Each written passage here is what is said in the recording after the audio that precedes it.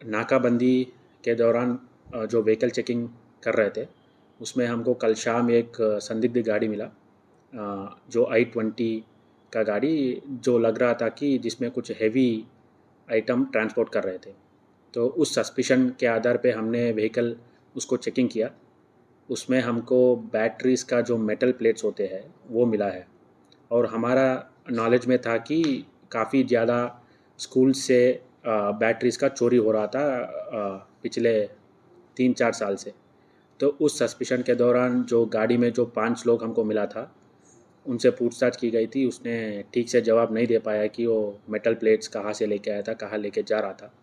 तो उनको हमने कस्टडी में लिया और व्हीकल और मेटल प्लेट्स को सीज़ किया और पूछताछ किया। तो पूछताछ के दौरान ये निकला कि ये लोग लगातार अराउंड लास्ट 4-5 ईयर्स से स्कूल से बैटरी चोरी कर रहे थे। और पूछताछ के दौरान ये निकला कि अराउंड 66 थेफ्ट केसेस में ये लोग, जो 5 लोग हमने गिरफ्तार किया है, वो शामिल है। उस 66 केसेस में 36 केसेस रोहतक का है।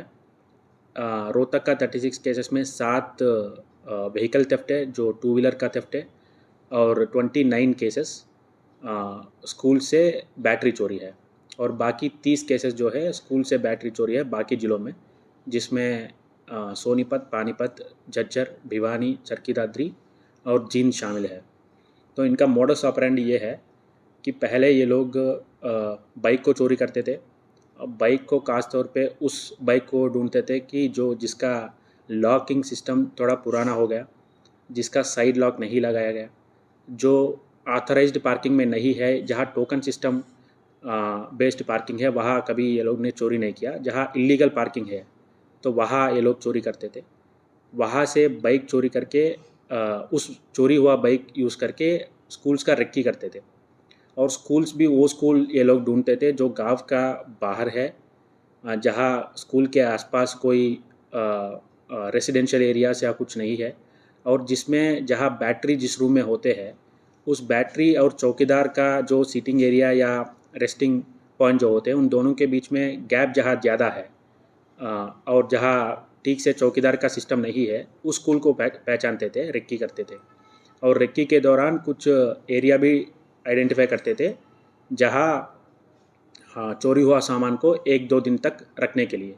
तो ये बाइक से अपने घर से निकल के चोरी करके बाइक से सामान ट्रांसपोर्ट करके अगले दिन आके अपनी I-20 गाड़ी से ये चोरी हुआ सामान पिकअप करके उसको डिसमेंटल करके बेचते थे। ये इनका मोडस ऑपरेंडी था। तो उस टीम में 5 लोगों को हमने गिरफ्तार किया है। उनका हम रिमांड अभी उनका लिया है कि आगे पूछताछ के लिए और रिकवरी प्राप्त करने के लिए। तो सर, क्या अभी तक कोई रिकवरी नहीं हुई है या सिर्फ अब रिमांड के दौरान ही होगी? तो जो हमने I-20 गाड़ी जो है उससे चेकिंग के दौरान हम 5 लोगों को गिरफ्तार किया, और वहाँ around 10 packets of metal plates जो है, जो बैटरीज को डिसमेंटल करने के बाद मिलती है, वो हमने रिकवर किया है। ये कहाँ के रहने वाले हो और किस नेचर के अभी तक पता तो चला? ये जो 5 लोग सारे लाकन माजरा कहानौर का एरिया पे रहने वाला है, जिसमें एक के खिलाफ इससे पहले भी एक चोरी का मामला दर्ज हुआ था, सोलर पैनल का चोरी था। सर, ये चोरी करके पैसे क्या नशे के लिए यूज़ करते थे या फिर इनका कोई और पर्पस था?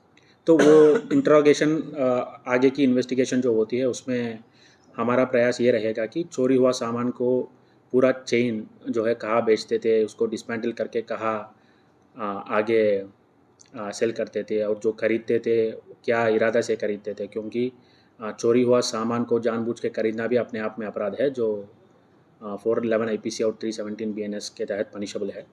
तो वो सारी चीज़ हम इन्वेस्टिगेशन में प्रूव करेंगे। मोटो का कुछ पता चला है कि सर क्या पैसा कमाने की नीयत थी या कोई नशे के आदी है, कुछ इस तरीके? हमारे सामने नशे की आदि के बारे में कुछ सामने नहीं आया, लेकिन पैसे कमाने की नीयत तो है जी। सर, जिस तरह से आपने कहा कि जिस तरह से अवैध पार्किंग है जहाँ लाइसेंस नहीं है उनके पास, वहाँ पे बाइक चोरी करते हैं, क्या शहर में ऐसे चिन्हित किए गए हैं जो अवैध रूप से पार्किंग चली गई है? तो हमने कुछ हॉटस्पॉट्स को आइडेंटिफाई किया जहाँ से बाइक चोरी हो रही है, वहाँ हमारा प्रेजेंस भी हमने बढ़ाया और कुछ और भी मेजर्स ले रहे हैं, जो जिसके तहत कुछ सफलताएं भी पिछले कुछ हफ्ते में प्राप्त हुआ है। हम चोरी हुआ वाहन को इस केस के अलावा भी रिकवर किया है, लेकिन इस केस का जो हमारा सामने जो प्रीवियस इनका क्रिमिनल हिस्ट्री और इनका इन्वॉल्वमेंट आता है वो सब्सटेंशियल है।